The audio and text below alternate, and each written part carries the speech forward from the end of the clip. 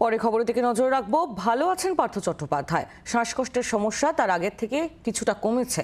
দেহে অক্সিজেনের মাত্রাও স্বাভাবিক বলে জানা যাচ্ছে। গতকাল ইসিজি ও ইকোকার্ডিওগ্রাম করা হয় প্রাক্তন মন্ত্রীর। আজ টেস্ট রিপোর্ট পর্যালোচনা করবে মেডিকেল বোর্ড। ইতিমধ্যেই তাকে সুস্থ করার জন্য এসএসকেএম হাসপাতালে একটি মেডিকেল বোর্ড গঠন করা হয়েছে এবং সেই মেডিকেল বোর্ডের তত্ত্বাবধানেই রয়েছেন প্রাক্তন মন্ত্রী পার্থ চট্টোপাধ্যায়। এসএসকেএম হাসপাতালের দিকেই নজর রাখবো। সরাসরি আমাদের প্রতিনিধি অয়ন ঘোষাল রয়েছেন আমাদের সঙ্গে। অয়ন, গতকালের তুলনায় ভালো আছেন পার্থ চট্টোপাধ্যায়। হাসপাতালের তরফ থেকে কি বলা হচ্ছে, কবে নাগাদ তাকে ছাড়া হতে পারে এবং এখন সর্বশেষ আপডেট কি পাচ্ছ তার শারীরিক পরিস্থিতি সম্পর্কে?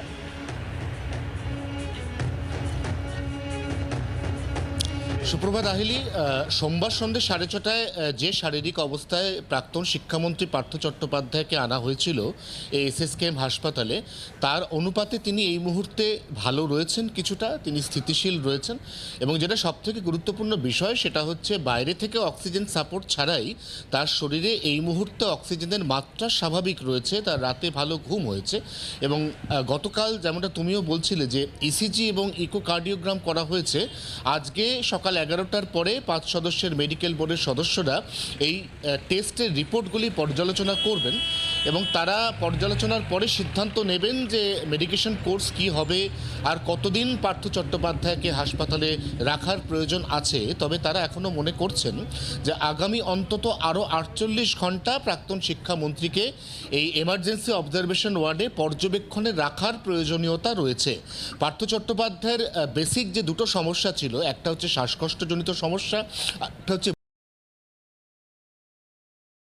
অনেকটাই কেটেছে, বুকে এখনো পর্যন্ত কিছুটা ব্যথা রয়েছে এবং যে টেস্টগুলো করা হয়েছে অর্থাৎ ইসিজি এবং ইকোকার্ডিওগ্রাম, এই টেস্ট রিপোর্টগুলিকে পর্যালোচনা করে দেখা যাবে বা বোঝার চেষ্টা হবে যে বুকের ব্যথাটা হচ্ছে কেন এবং সেই অনুযায়ী ফিউচার কোর্স অফ মেডিকেশন ঠিক করবেন চিকিৎসকরা। এবং তারা সকাল 11টার পরে পার্থ চট্টোপাধ্যায়কে সশরীরে দেখবেন এবং তার বিভিন্ন যে টেস্ট, সেই টেস্ট রিপোর্টগুলো একই সঙ্গে দেখে পরবর্তী চিকিৎসা নিয়ে ঠিক করবেন। ধন্যবাদ অয়ন। নজর রাখো। অয়ন ঘোষাল আমাদের প্রতিনিধি ছিলেন সরাসরি আমাদের সঙ্গে এসএসকেএম হাসপাতাল থেকে। আপনাদের আরও একবার জানিয়ে রাখি, ভালো আছেন রাজ্যের প্রাক্তন মন্ত্রী পার্থ চট্টোপাধ্যায়। তার যে শ্বাসকষ্টের সমস্যা নিয়ে তিনি এসএসকেএম হাসপাতালে ভর্তি হয়েছিলেন, সেই সমস্যা আগের থেকে বেশ খানিকটা কমেছে। দেহে অক্সিজেনের মাত্রাও স্বাভাবিক। গতকাল তার ইসিজি ও ইকোকার্ডিওগ্রাম করা হয়। আজ টেস্ট রিপোর্ট পর্যালোচনা করবে মেডিকেল বোর্ড। শ্বাসকষ্টের সমস্যা হওয়ায় সোমবার সন্ধ্যাবেলায় পার্থ চট্টোপাধ্যায়কে হাসপাতালে ভর্তি করা হয়। গত রাতে ভালো ঘুমও হয়েছে প্রাক্তন শিক্ষামন্ত্রী। শরীরের বাকি প্যারামিটারও স্থিতিশীল বলে জানা যাচ্ছে।